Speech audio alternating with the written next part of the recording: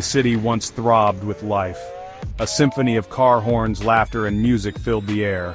Now silence. Buildings stood like hollow skeletons draped in shadows. A thick fog hung low, suffocating the remnants of familiarity. Elena remembered the day the world fractured, the day the scientists tampered with time. The sky had bled crimson, the earth convulsed. Then, silence. An eerie, unnatural silence that swallowed everything. She had wandered for weeks, her heart a lead weight in her chest. Each sunrise brought fresh horror, each sunset deeper despair. The world she knew, the people she loved gone, erased by a single, catastrophic event. Driven by a sliver of hope, Elena sought answers. She scoured deserted libraries, their once familiar scent now tinged with decay. She replayed faded news reports in her mind, searching for clues.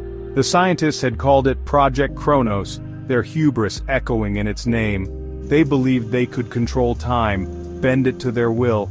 They were wrong. And now, Elena was living with the devastating consequences. Whispers of a magical book, a source of immense power, reached her ears. A book that held the key to time itself. The scientists, blinded by their ambition, had unleashed its power, and the world had paid the price. One day, a flicker of movement, a man, his face etched with the same despair she felt. He called her name, his voice a broken whisper.